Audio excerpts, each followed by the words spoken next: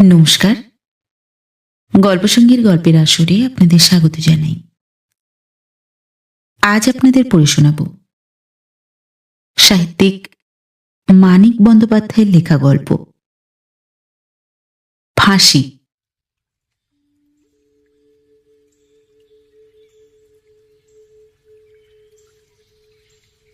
সন্দেহ নাই যে ব্যাপারটা বড়ই শোচনীয়।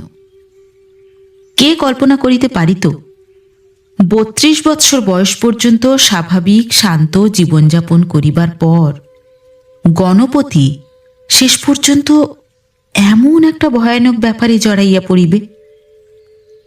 শিক্ষিত সৎ বংশের ছেলে, ব্যবহার ভদ্র ও নিরীহ, জীবনে ধরিতে গেলে একরকম সব দিক দিয়াই সুখী, সে কিনা একটা লজ্জাকর হত্যাকাণ্ডের আসামি হিসেবে ধরা পড়িল। লোকে একেবারে থ বনিয়া গেল।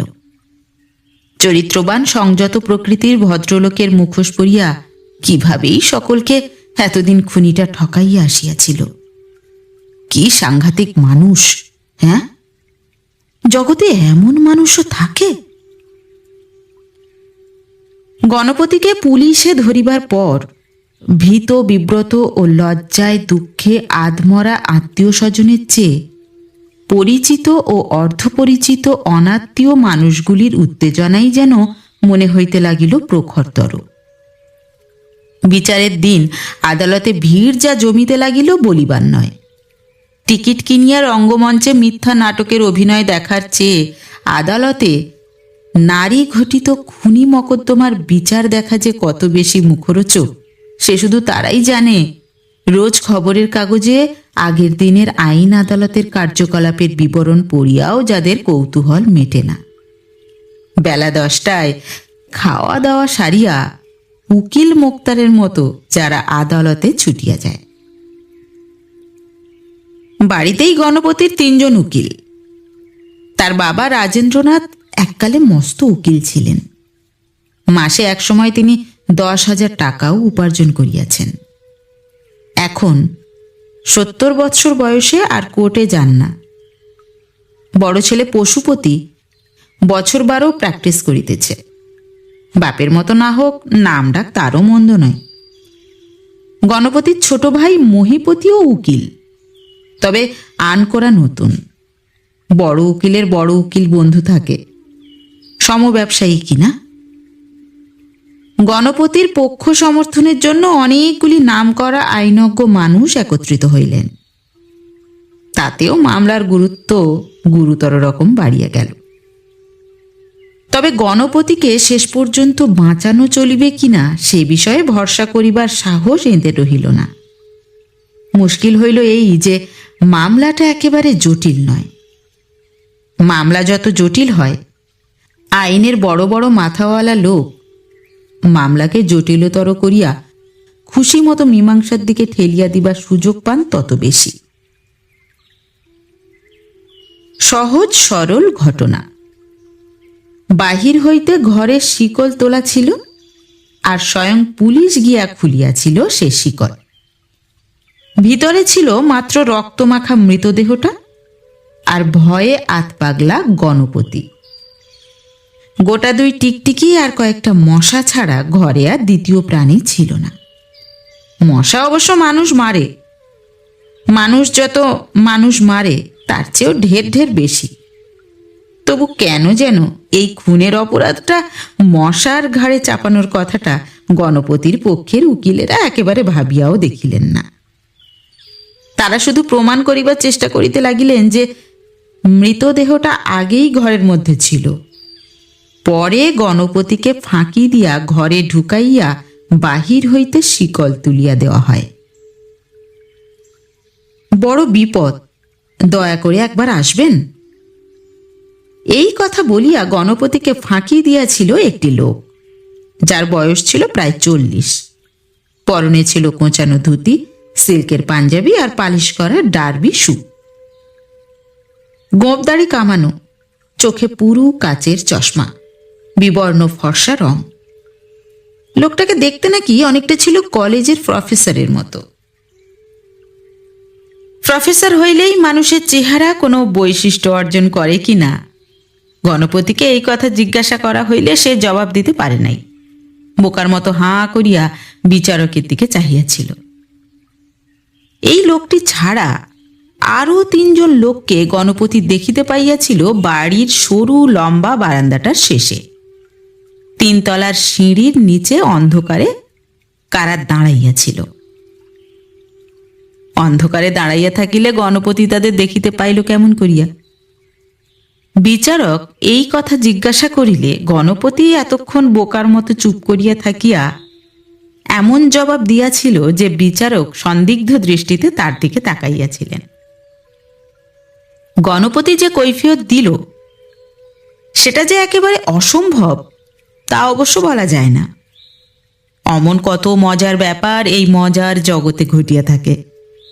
কিন্তু দুঃখের বিষয়, 8-10 জন দেশ প্রসিদ্ধ উকিল ব্যারিস্টারের চেষ্টাতেও এটা ভালো মতো প্রমাণ করা গেল না। গণপতির ফাঁসির হুকুম হইয়া গেল। ফাঁসি। বিচারক হুকুমটা দিলেন ইংরেজিতে। বাংলায় যার মোটামুটি এই যে, গলায় দড়ির ফাঁস পরাইয়া গণপতিকে যথাবিধি ঝুলাইয়া দেওয়া হইবে যতক্ষণ সে না মরে। তবে হুকুমটা যদি গণপতির পছন্দ না হয়, সে ইচ্ছা করিলে আপিল করিতে পারে। বুড়া রাজেন্দ্রনাথের ক্ষীণ দৃষ্টি চোখ দুটি কাঁদিতে কাঁদিতে প্রায় অন্ধ হইয়া গেল। গণপতির বোনেরা ও বৌদিরা যে কান্নার রোল তুলিল, সমস্ত পাড়ার আবহাওয়াটা যেন তাতে বিষণ্ণ হইয়া আসিল। গণপতির বউ রমার এত ঘন ঘন মূর্ছা হইতে লাগিল যে তার যে গাল দুটি লজ্জা না পাইলেও সারাক্ষণ গোলাপের মতো আরক্ত দেখাইত, একেবারে কাগজের মতো ফ্যাকাশে বিবর্ণ হইয়া রহিল। গণপতির বিধবা পিসি ঠাকুর ঘরে এত জোরে মাথা খুঁড়িলেন যে ফাটা কপালের রক্তে চোখের জল তাহার খানিক খানিক ধুইয়া গেল। যথাসময়ে করা হইল আপিল। অনেক চেষ্টা ও অর্থব্যয়ের দ্বারা গণপতির পক্ষে আরও কয়েকটি সাক্ষী এবং প্রমাণও সংগ্রহ করা হইল। তার ফলে সন্দেহের সুযোগে গণপতি পাইল মুক্তি। যে লোকটিকে খুন করার জন্য গণপতির ফাঁসির হুকুম হইয়াছিল, তাহাকে কে বা কাহারা খুন করিয়াছে, পুলিশ তাহারই খোঁজ করিতে লাগিল। বাড়ি ফিরিবার অধিকার জুটিল অপরাহ্নে। আকাশ ভরিয়া তখন মেঘ করিয়াছে। অপরাহ্নে খুব ঘটা করিয়া মেঘ করিলে মনে হয় বই কি যে এ আর কিছুই নয়, রাত্রিরই বাড়াবাড়ি। গণপতির কান্না আসিতেছিল। আনন্দে নয়, শ্রান্তিতে নয়, বিগলিত মানসিক ভাবপ্রবণতার জন্য নয়, সম্পূর্ণ অকারণে, একটা চিন্তাহীন স্তব্ধ অন্যমনস্কতায়। বন্ধুবান্ধবের হাত এড়াইয়া সে পশুপতির সঙ্গে ব্যারিস্টার মিস্টার দের মোটরে উঠিয়া বসিল। মোটরের কোণে গা এলাইয়া দিয়া পশুপতি ফোঁস করিয়া ফেলিল একটা নিঃশ্বাস। তারপর নিজেই মিস্টার দের পকেটে হাত ঢুকাইয়া মোটা একটা সিগার সংগ্রহ করিয়া সাদা ধবধবে দাঁতে কামড়াইয়া ধরিল। মিস্টার দে একগাল হাসিয়া বলিলেন, যাক, কি যে তাহার যাওয়ার অনুমতি পাইল বোঝা গেল না। হয়তো গণপতির দুর্ভোগ, নয়তো অসংখ্য মানুষের পাগলামি ভরা দিনটা, আর নয়তো পশুপতি যে সিগারেটটা ধরাইয়াছে তাই। গণপতি পাংশু মুখ করিয়া একবার তাহার পরিতৃপ্ত উদার মুখের দিকে চাহিল। তারপর তাড়াতাড়ি মুখ ফিরাইয়া লইল বাহিরের দিকে। একবার এই গাড়িতেই সে মিস্টার দের সঙ্গে বসিয়াছিল। কোথায় যাওয়ার জন্য আজ সে কথা ঠিক মনে নেই। গাড়ি ছাড়িবার আগে মিস্টার দে হঠাৎ হাত বাড়াইয়া ফুটপাতের একটা ভিখারির দিকে একটা আনি ছুড়িয়া দিয়াছিলেন। দানের পুণ্য আলোর মতো সেদিন যেভাবে মিস্টার দের মুখখানিকে উদ্ভাসিত করিয়া তুলিয়াছিল, আজ জীবনদানের পুণ্য তো তার চেয়ে প্রখর জ্যোতির রূপ লইয়া ফুটিয়া নাই। অবিকল তেমনি মুখভঙ্গি মিস্টার দের। ভিখারিকে একটা আনি দিয়া তিনি যেমন করেন। মানুষের অনুভূতির জগতের রীতি হয়তো এইরকম। মুড়ি মুরগির এক দর। জীবন ফিরিয়া পাইয়া তার নিজেরও তেমন উল্লাস হইল কই। জীবনের কত অসংখ্য ছোট ছোট পাওনা তাকে এর চেয়ে শতগুণে উত্তেজিত করিয়াছে, নিবিড় শান্তি দিয়াছে, আনিয়া দিয়াছে দীর্ঘস্থায়ী মনোরম উপভোগ। সুদীর্ঘ ভবিষ্যৎ ব্যাপিয়া বাঁচিয়া থাকিবার প্রত্যর্পিত অধিকারটা যতভাবে যত দিকে দিয়াই সে কল্পনা করিবার চেষ্টা করুক, জ্যোৎস্নালোকে ছাদে বসিয়া রমাকে 1 মিনিট কথা বলিবার কল্পনা তার চেয়ে কত ব্যাপক, কত গাঢ়তর রসে রসালো। দুই ভাইকে বাড়ির দরজায় নামাইয়া দিয়া মিস্টার দে চলিয়া গেলেন। তখন ঝমঝম করিয়া বৃষ্টি নামিয়াছে। গাড়ি বারান্দার সিঁড়িতে বাড়ির সকলে ভিড় করিয়া দাঁড়াইয়াছিল। বৃষ্টি না নামিলে হয়তো প্রতিবেশীরাও অনেকে আসিত। গণপতি নামিয়া প্রথমে রাজেন্দ্রনাথকে প্রণাম করিবে। পিসিমা তাই সে পর্যন্ত ধৈর্য ধরিয়া রহিলেন। গণপতির প্রণাম শেষ হইতেই তাহাকে বুকে জড়াইয়া ধরিয়া হু হু করিয়া উঠিলেন কাঁদিয়া। এ কান্না অবশ্য অপ্রত্যাশিত নয়। সকলেই জানিত পিসিমা এমনই ভাবে কাঁদিবেন। তাই খানিকক্ষণ সকলেই চুপচাপ দাঁড়াইয়া থাকিয়া তাহাকে কাঁদিতে দিল। গণপতির কেমন একটা অস্বাভাবিক লজ্জা বোধ হইতেছিল। বাড়ি আসিবার জন্য মিস্টার দের গাড়িতে উঠিয়া কাঁদিবার যে জোরালো ইচ্ছা তাহার হইয়াছিল, হঠাৎ কখন তাহার লোপ পাইয়া গিয়াছে। নিজেকে লুকাইতে পারিলে এখন যেন সে বাঁচিয়া যায়। নিজের বাড়িতে আপনার জনের আবিষ্টনীর মধ্যে ক্রন্দনশীলা পিসিমার বক্ষলগ্ন হইয়া থাকিবার সময় জেলখানায় তাহার সেই নিভৃত সেলটির জন্য গণপতির সমস্ত মনটা লোলুপ হইয়া উঠিয়াছে। মনে হইতেছে আর কিছুক্ষণ এমনিভাবে কাটিলে তার মাথার মধ্যে একটা কিছু ছিঁড়িয়া যাইবে। আর কেহ কাঁদিতেছে না দেখিয়া পিসিমা একটু পরে আত্মসংবরণ করিলেন। তখন পশুপতির স্ত্রী পরিমল বলিল, কি চেহারাই তোমার হয়েছে ঠাকুরপো? গণপতি গলা সাফ করিয়া মৃদু একটু হাসিয়া বিনয়ের সঙ্গে বলিল, আর চেহারা? যার জীবন যাইতে বসিয়াছিল চেহারা দিয়া সে কি করিবে? এই কথাটাই গণপতি এমনই ভাবে বলিতে চাহিয়াছিল, কিন্তু শোনাইল অন্যরকম। মনে হইল বৌদির স্নেহপূর্ণ উৎকণ্ঠার জবাবে সে যেন ভারী রূঢ় একটা ভদ্রতা করিয়াছে। গণপতিও হঠাৎ তাহা খেয়াল করিয়া মনে মনে অবাক হইয়া গেল। এমন শোনাইল কেন কথাটা? রোগ হইয়া যার জীবন যাইতে বসে সে ভালো হইয়া উঠিলে এমনই ভাবে যখন কেহ তাহার চেহারা সম্বন্ধে উৎকণ্ঠা প্রকাশ করে তখন অবিকল এমনই ভাবেই তো জবাব দিতে হয়।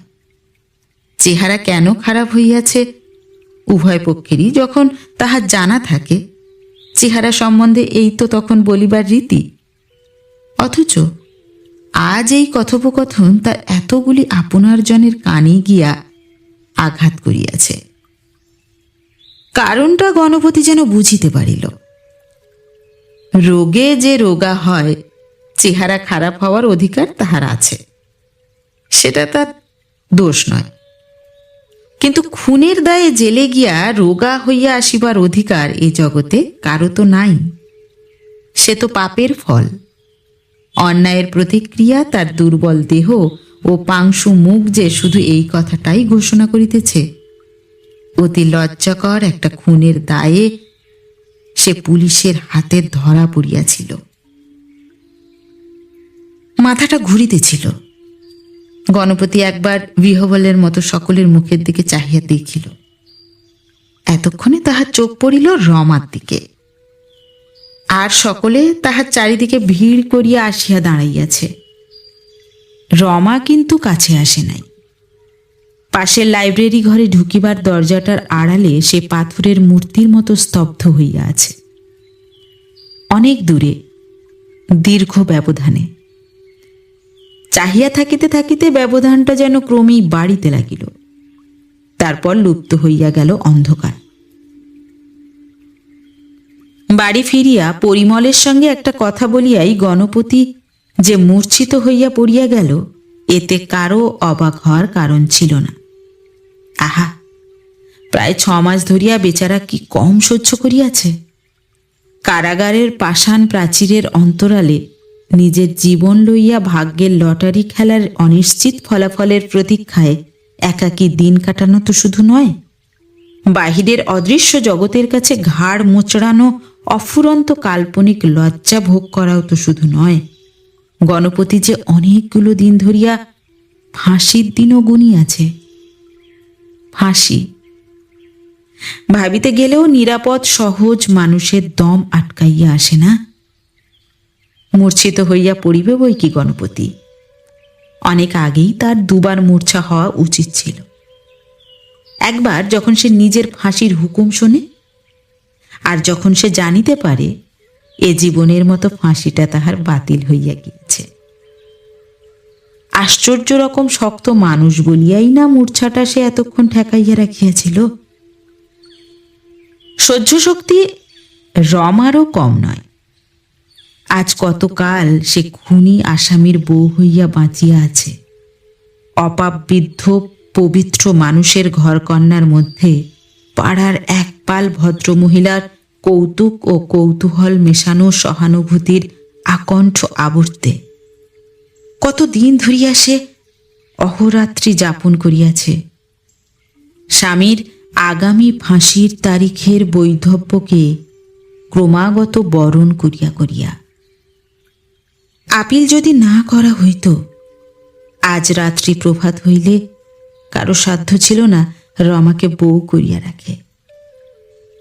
তবু এখনো লাইব্রেরি ঘরে ঢুকিবার দরজার আড়ালে পাষাণ প্রতিমার মতো তাহার দাঁড়াইয়া থাকিবার ভঙ্গি দেখিলে অবাক হইয়া যাইতে হয়।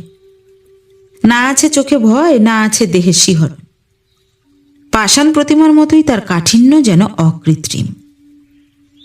গণপতি যে মূর্ছিত হইয়া পড়িয়া গেল, তাতেও যেন তার কিছু আসিয়া গেল না। 1 পা আগানো দূরে থাক, 1 পা পিছাইয়া লাইব্রেরি ঘরের ভিতরে আত্মগোপন করাটাই সে যেন ভালো মনে করিল।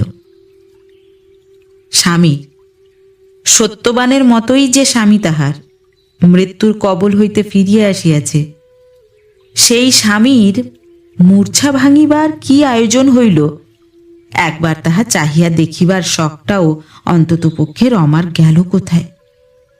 এ কৌতূহল যে মেয়ে মানুষ দমন করিতে পারে, ধরিত্রীর মতো সহ্য শক্তিও সত্যি অতুলনীয়, মৃত ও অসার। মাথায় জল দিতে দিতে অল্পক্ষণ পরেই গণপতির জ্ঞান ফিরিয়া আসিল। জামা কাপড় বদলাইয়া 1 বাটি গরম দুধ খাইয়া সে সকলের সঙ্গে ভিতরের বড় ঘরে গিয়া বসিল। পশুপতি একবার প্রস্তাব করিয়াছিল যে গণপতি নিজের ঘরে গিয়া বিছানায় শুইয়া বিশ্রাম করুক। গণপতি নিজেই তাহাতে রাজি হইল না। মূর্ছা ভাঙিবার পর নিজেকে লুকানোর ইচ্ছাটা কি কারণে যেন তাহার কমিয়া গিয়াছে। অনেক জল ঢালবার ফলে মাথাটা বোধহয় তাহার ঠান্ডা হইয়া আসিয়াছিল। সকলের সঙ্গে কথা বলিবার জন্য এতক্ষণে সে একটু একটু আগ্রহ বরং বোধ করিতে লাগিল। অল্পে অল্পে এ কথা সে কথা হইতে হইতে কথাবার্তা অনেকটা সহজ হইয়া আসিল। 6 মাসের মধ্যে আত্মীয় স্বজন অনেকের সঙ্গেই বহুবার গণপতির দেখা হইয়াছে। তবু সে এমনভাবে কথা বলিতে লাগিল যেন ওই সময়কার পারিবারিক ইতিহাসটা ঘুণাক্ষরে জানিবার উপায়ও তাহার ছিল না। 3 মাস আগে জেলে বসিয়া পশুপতির কাছে বাড়ির যে ঘটনার কথা শুনিয়া সে আশ্চর্য হইয়াছিল, আজ পিসিমার মুখে সেই ঘটনার কথা শুনিয়া সে নবজাগ্রত বিস্ময় বোধ করিল। এমনকি যে ব্যাপার এখানে সে স্বয়ং প্রত্যক্ষ করিয়া জেলে গিয়াছিল, পরিমল তার বর্ণনা দিতে আরম্ভ করিলে আজই যেন প্রথম শুনিতেছে এমনই ভাবে শুনিয়া গেল। স্মৃতি, চিন্তা, অনুভূতি, কল্পনা প্রভৃতি গণপতির ভিতরে কম বেশি জড়াইয়া গিয়াছে সত্য, তবু জানা কথা ভুলিবার মতো অন্যমনস্কতা তো ফাঁসির আসামিরও আসিবার কথা নয়। কিন্তু এই অভিনয়ই গণপতির ভালো লাগিতেছিল। এমনই উৎসুকভাবে একথা সে কথা জানিতে চাহিলে এবং তার জবাবে যে যাই বলুক গভীর মনোযোগের সঙ্গে তাই শুনিয়া গেলে ক্রমে ক্রমে তার নিজের ও অন্যান্য সকলেরই যেন বিশ্বাস জন্মিয়া যাইবে দীর্ঘকালের জন্য সে দূর দেশে বেড়াইতে গিয়াছিল। এতদিন তার গৃহে অনুপস্থিত থাকিবার আসল কারণটা সকলে ভুলিয়া যাইবে। হয়তো তাই যাইতে লাগিল, এবং সেই জন্য হয়তো যখন আবার ওই আসল কারণটা মনে পড়িবার অনিবার্য কারণ ঘটিতে লাগিল, সকলেই যেন তখন হঠাৎ একটু একটু চমকাইয়া উঠিতে লাগিল। গণপতিকে পুলিশে ধরিবার অল্প কিছুক্ষণ আগে মহা সমারোহে তার ছোট বোন রেণুর বিবাহ হইয়াছিল। গণপতি একসময় রেণুর সম্বন্ধে প্রশ্ন করিতে সকলের এমনই সচকিত ভাব দেখা গেল। এ ওর মুখের দিকে চাহিল, কিন্তু বয়স্ক কেহ জবাব দিল না। শুধু পশুপতির 7 বছরের মেয়ে মায়া বলিল, পিসিমাকে শ্বশুরবাড়িতে রোজ মারে কাকা। গণপতি অবাক হইয়া বলিল, মারে? মায়া বলিল, তুমি মানুষ মেরেছ কি না, তাই জন্যে। 3-4 জন একসঙ্গে ধমক দিতে মায়া সভয়ে চুপ করিয়া গেল। মনে হইল ধমকটা যেন গণপতিকেই দেওয়া হইয়াছে, কারণ মায়ার চেয়েও তার মুখখানা শুকাইয়া গেল বেশি। আবার কিছুক্ষণ এখন তাহার কারো মুখের দিকে চোখ তুলিয়া চাহিবার ক্ষমতা হইবে না। পশুপতি গলা সাফ করিল, বলিল, ঠিক যে মারে তা নয়, তবে ওরা ব্যবহারটা ভালো করছে না। বড় বোন বেনু বলিল, বিয়ের পর সেই যে নিয়ে গেল মেয়েটাকে, এ পর্যন্ত একবারও পাঠায়নি। মহি 2 বার আনতে গেছিল। মহিপতি বলিল, আমার সঙ্গে একবার দেখা করতেও দেয়নি, বললে।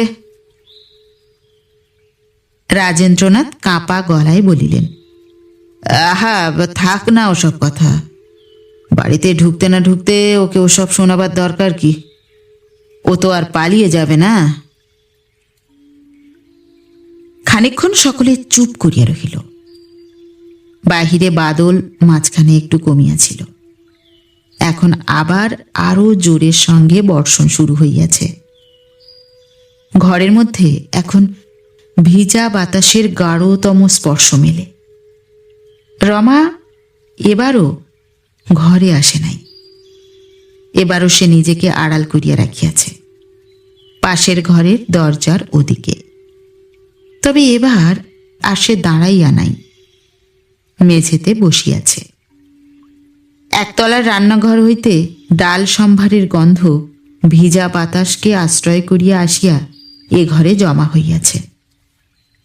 বেনুর বড় মেয়ে শৌখিন সুহাসের অঙ্গ হইতে এসেন্সের যে গন্ধ এতক্ষণ পাওয়া যাইতেছিল, তাও গিয়াছে ঢাকিয়া। পিসিমা কয়েক মিনিটের জন্য ঠাকুর ঘরে গিয়াছিলেন।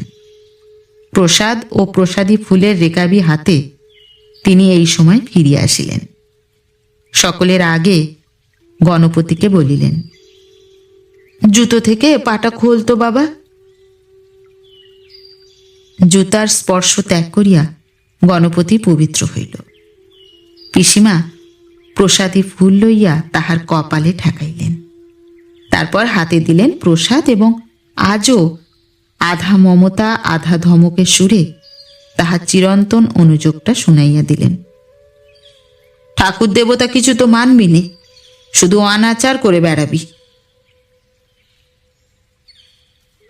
এ ঘরে কেহ কিছু বলিল না, কিন্তু পাশের ঘরের দরজার ওদিক হইতে অস্ফুট কণ্ঠে শোনা গেল, মাগো। পিসিমা চমকাইয়া বলিলেন, কে গো ওখানে? বৌমা? পরিমল জিজ্ঞাসা করিল, কি হলো রে রমা? রমার আর কোনো সাড়া শব্দ পাওয়া গেল না। পরিমলের কোলের ছেলেটি মেঝেতে হামা দিতে দিতে নাগালের মধ্যে আসিয়া পড়িয়াছিল। গণপতি হাত বাড়াইয়া তাকে কোলে তুলিয়া লইল। ওকে আদর করিবার ছলে মাথা হেঁট করিয়া থাকা সহজ। রাজেন্দ্রনাথ কাঁপা গলায় বলিলেন, দেখ তো সুহাস, মেজ বৌমার কি হলো? ফিটটিট হলো নাকি? পরিমল বলিল, তুই বস, আমি দেখছি। উঠিয়া গিয়া নিচু গলায় রমাকে কি যেন জিজ্ঞাসাবাদ করিয়া সে ফিরিয়া আসিল। বলিল, না, কিছু হয়নি। কিছু না, একেবারেই কিছু হয় নাই। কি হইবে ওই পাথরের মতো শক্ত মেয়ে মানুষটার? এই যে এতকাল গণপতি জেলখানায় আটকে ছিল, ফাঁসি এড়ানোর ভরসা কয়েকদিন আগেও তাহার ছিল না। রমা কি একদিন আবেগে ভাঙিয়া পড়িয়াছিল? কাঁপিতে কাঁপিতে কাঁদিতে কাঁদিতে ননদ যা কারো বুকে একবার আশ্রয় খুঁজিয়াছিল, কারোকে টের পাইতে দিয়াছিল তার কিছুমাত্র সান্ত্বনার প্রয়োজন আছে? এ কথা সত্য যে যেদিন হইতে গণপতিকে পুলিশে ধরিয়াছিল সেদিন হইতে সে হাসিতে ভুলিয়া গিয়াছে। দিনের পর দিন কথা কমাইয়া কমাইয়া প্রায় বোবা হইয়া গিয়াছে। রোগা হইতে হইতে সোনার বরণ তাহার হইয়া গিয়াছে কালি। তা সেটা আর এমন কি বেশি? দুঃখের ভাগ তো সে দেয় নাই, সান্ত্বনা তো নেয় নাই, লুটাইয়া বুক ফাটা কান্না তো কাঁদে নাই। একদিন বুঝি কাঁদিয়াছিল, শুধু একদিন। গভীর রাত্রে বাড়ির সকলে তখন ঘুমাইয়া পড়িয়াছে, সুহাস ছাড়া। সেদিন সুহাসের বর আসিয়াছিল, তাই বরবউ দুজনেরই হইয়াছিল অনিদ্রারূপ। অত রাত্রে ঘর ছাড়িয়া বাহির হইয়া দুজনে হাত ধরাধরি করিয়া রমার ঘরের সামনে দিয়া তাদের কোথায় যাওয়ার প্রয়োজন হইয়াছিল সে কথা বলা মিছে। নিজের ঘরে রমা একা থাকিত, এখনো তাই থাকে। অনেক বলিয়া অনেক বকিয়াও তাকে কারো সঙ্গে শুইতে রাজি করা যায় নাই, এমনকি শ্বশুরের অনুরোধেও না। যাই হোক, রমার ঘরের সামনে সুহাস থমকিয়া দাঁড়াইয়াছিল। কান পাতিয়া ঘরের মধ্যে বিশ্রী একটা গোঙানির আওয়াজ শুনিয়া ভয়ে বেচারির স্বামীর সোহাগে তাতানো দেহটা হইয়া গিয়াছিল হিম। বরকে পাঠাইয়া তারপর সে ডাকিয়া তুলিয়াছিল পরিমলকে। বলিয়াছিল, বড় মামি, ঘরের মধ্যে মেজমামি গোঙাচ্ছে, শিগগির এসো। গোঙাচ্ছে? ডাক ডাক, তোর মামাকে ডেকে তোল সুহাস। কি হবে মা গো? পশুপতিকে পিছনে করিয়া পা টিপিয়া টিপিয়া গিয়া পরিমল খানিকক্ষণ রুদ্ধ দরজায় কান পাতিয়া রমার গোঙানি শুনিয়াছিল। তারপর জোরে জোরে দরজা ঠেলিয়া ডাকিয়াছিল, মেজ বউ, ও মেজ বউ, শিগগির দরজা খোলো। প্রথম ডাকেই গোঙানি থামিয়া গিয়াছিল, কিন্তু তারপর অনেক ডাকাডাকিতেও রমা প্রথমে সাড়া দেয় নাই। শেষে ধরা গলায় বলিয়াছিল, কে? আমি। দরজা খোলো তো মেজ বউ, শিগগির। কেন দিদি? পরিমল অবশ্য সে কৈফিয়ত দেয় নাই, আরো জোরে ধমক দিয়া আবার দরজাই খুলিতে বলিয়াছিল। রমারও আর দরজা না খুলিয়া উপায় থাকে নাই। কি হয়েছে দিদি? তুই গোঙাচ্ছিলি কেন রে মেজ বউ?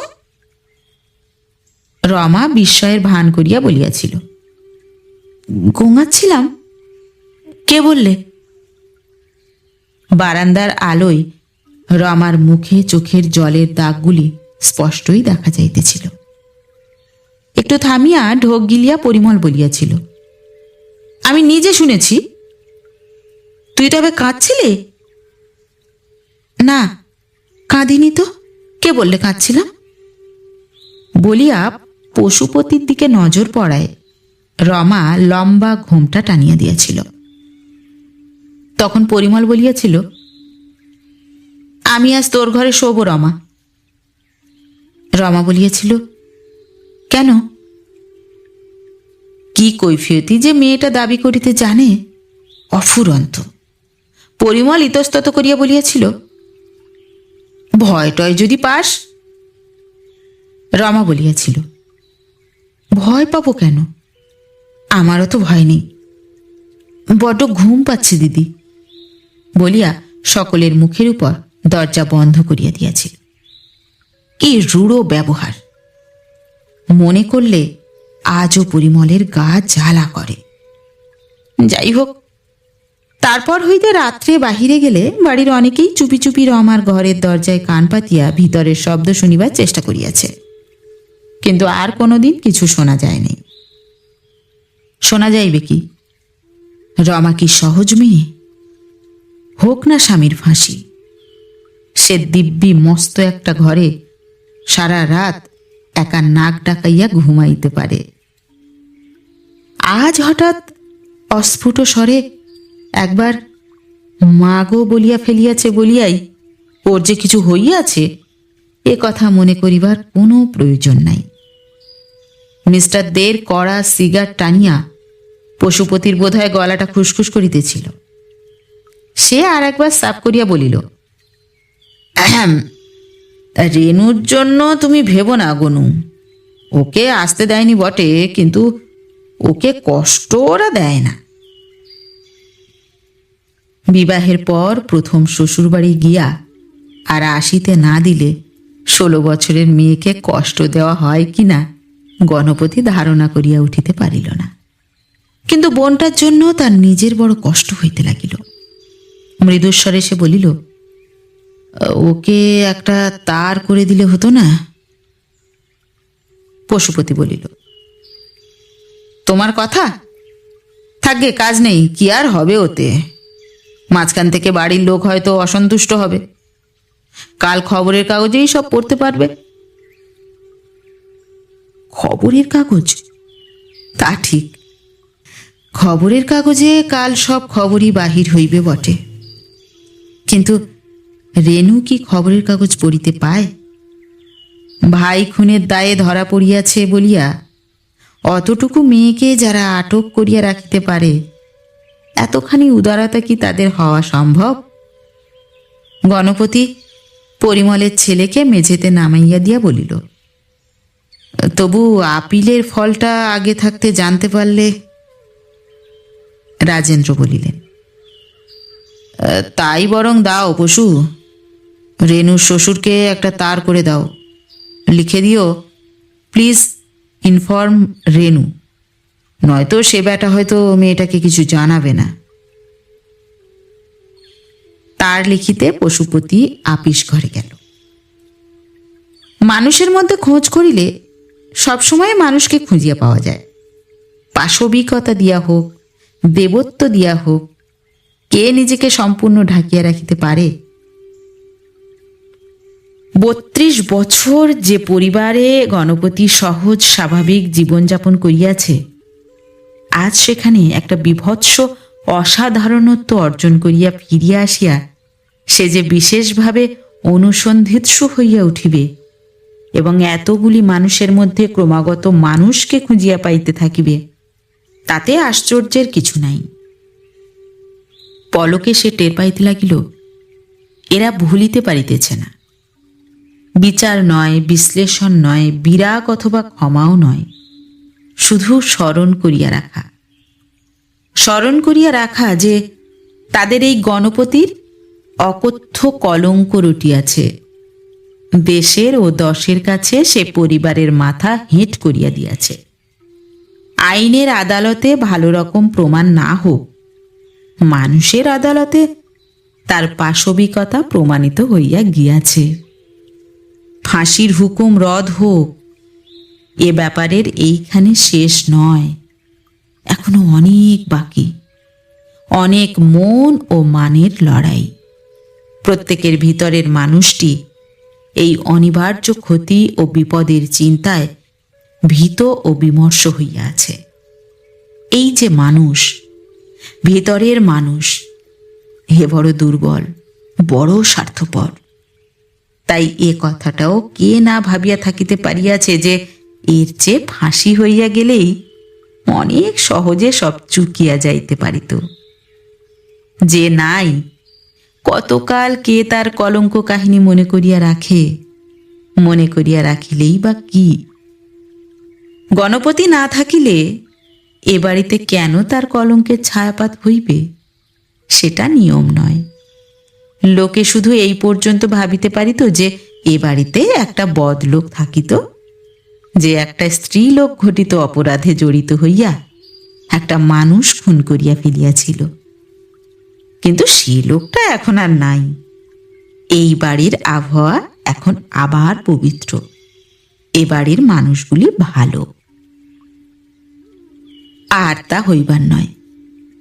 দুষ্ট মানুষ ঘরে আসিয়াছে, তার দোষে ঘরের আবহাওয়া দূষিত হইয়াছে। দূষিত আবহাওয়া মানুষগুলিকে করিয়াছে মন্দ। অন্তত লোকে তো তাই ভাবিবে। এত স্পষ্টভাবে না হোক, মোটামুটি এই চিন্তাগুলি গণপতির অনুসন্ধান তার মনে আনিয়া দিতে লাগিল। ভাবিতে ভাবিতে সহসা রমার জন্য তার মনে দেখা দিল গভীর মমতা।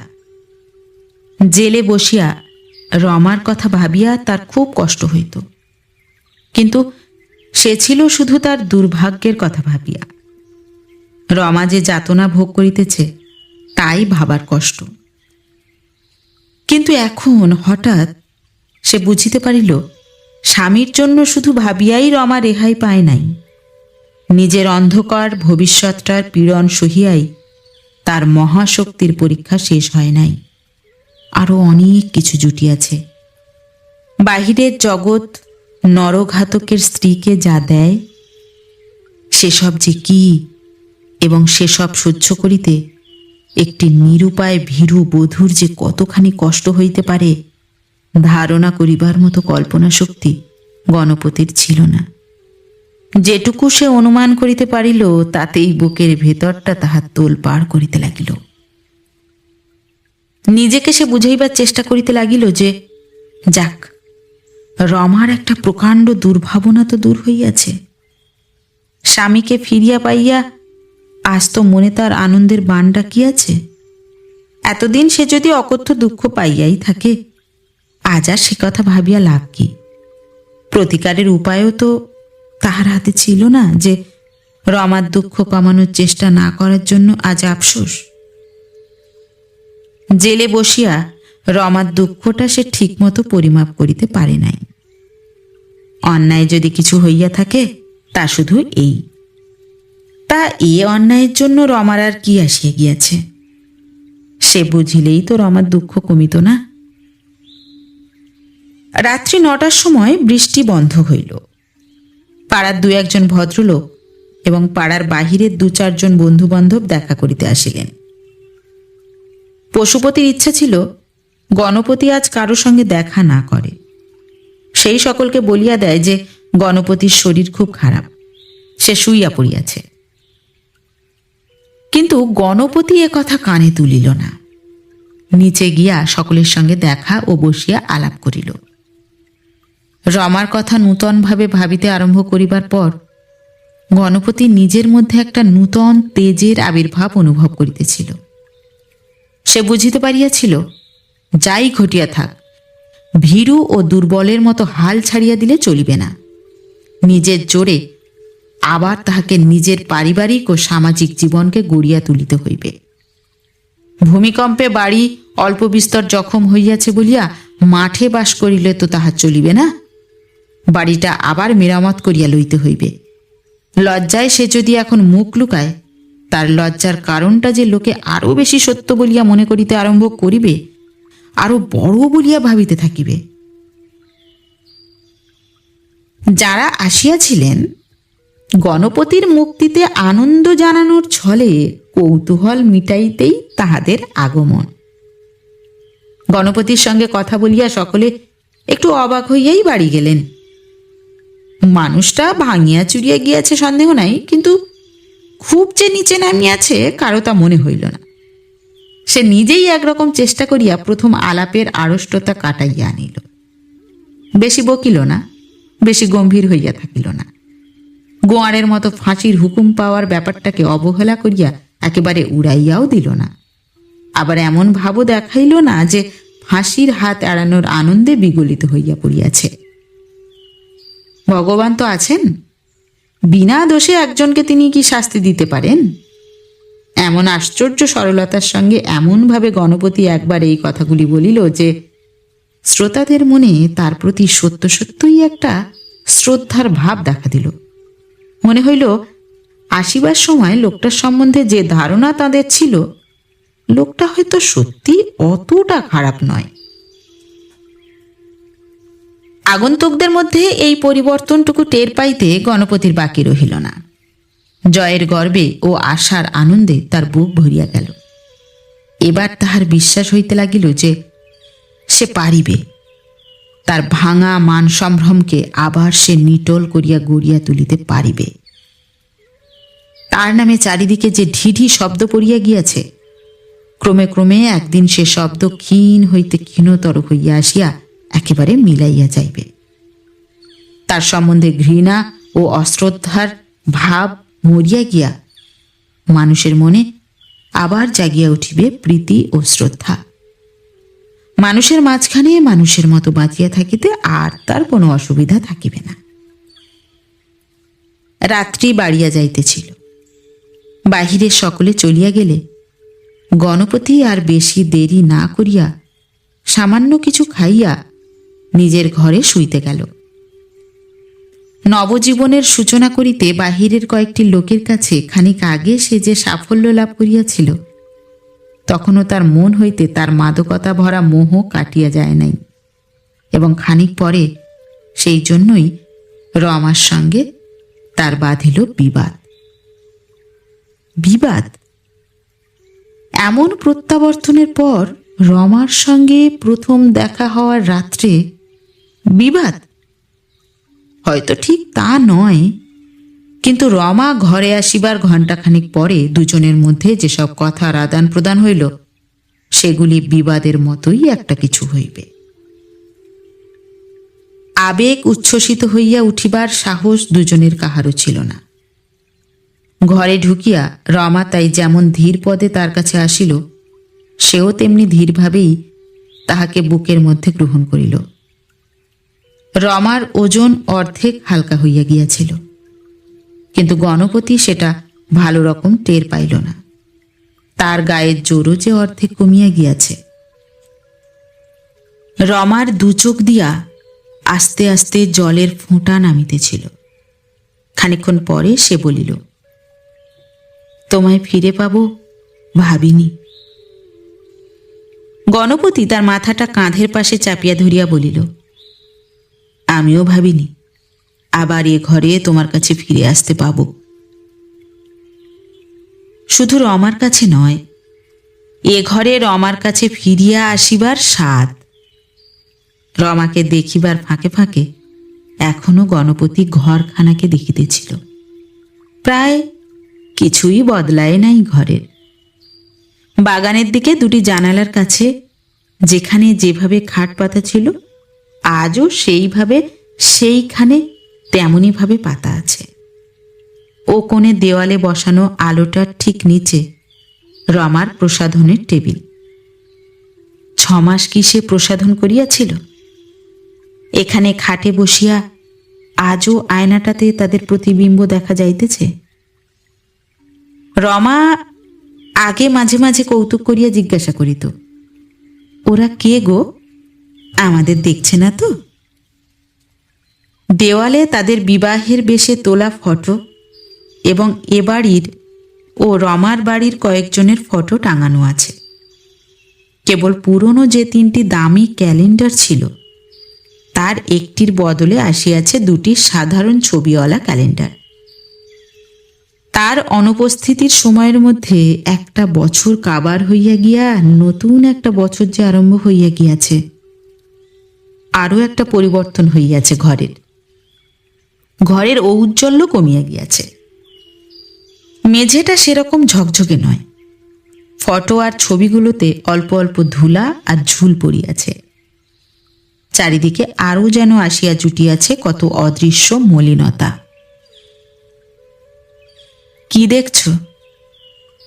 রমা এক সময় জিজ্ঞাসা করিল। প্রায় 1 ঘন্টা পরে গণপতি বলিল, ঘর দেখছি।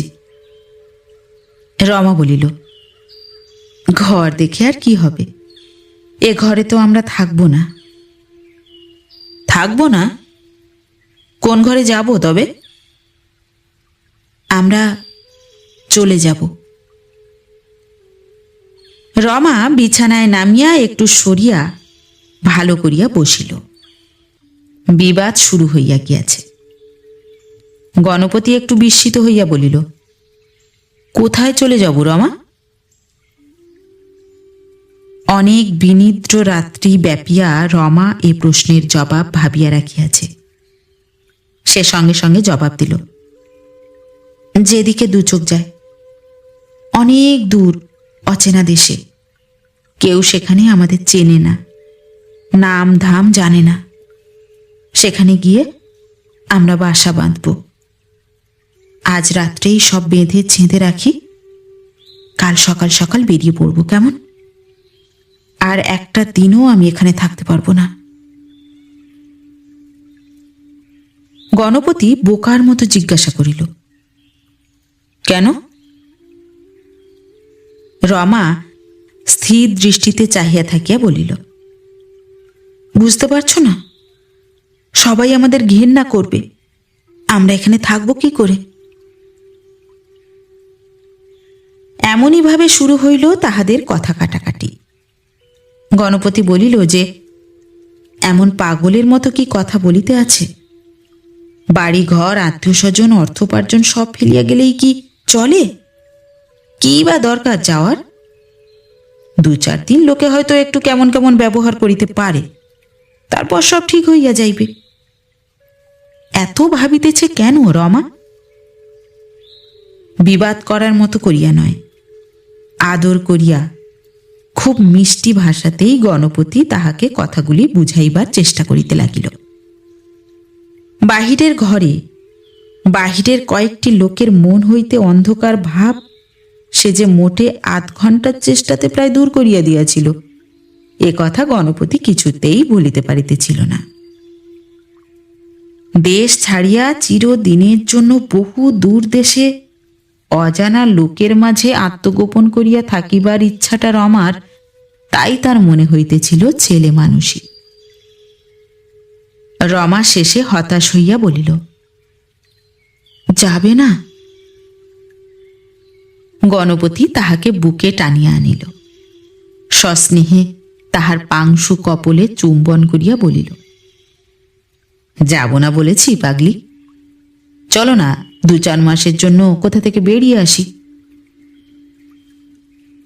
রমা অসহিষ্ণুভাবে মাথা নাড়িয়া বলিল, 2-4 মাসের জন্য আমি কোথাও যাব না, চিরদিনের জন্যে যাব। আচ্ছা, কাল এসব কথা হবে রমা? না, আজকে বলো যাবে কিনা, এখনই বলো। কাল ভোরে উঠে আমরা চলে যাব। গণপতি এবার হাসিয়া ফেলিল, বলিল, আচ্ছা তোমার কি হয়েছে বলো তো? এমন করে কেউ কখনো যায়? রমা নিঃশ্বাস ফেলিয়া বলিল, আচ্ছা তবে থাকো। গণপতি আরও খানিকক্ষণ তাহাকে আদর করিল, আরও খানিকক্ষণ বুঝাইল, কিন্তু দুর্বল শরীরটা তাহার শ্রান্তিতে ভাঙিয়া পড়িতেছিল। তাই 8 ঘন্টা খানিক পরে ছেলে মানুষ বউকে আদর করা ও বোঝানো দুটাই যথেষ্ট হইয়াছে মনে করিয়া সে ঘুমাইয়া পড়িল। পরদিন সকালে রাজেন্দ্র উকিলের বাড়িতে একটা বিরাট হইচই শোনা গেল। বাড়ির মেজ বউ রমা নাকি গলায় ফাঁসি দিয়া মরিয়াছে।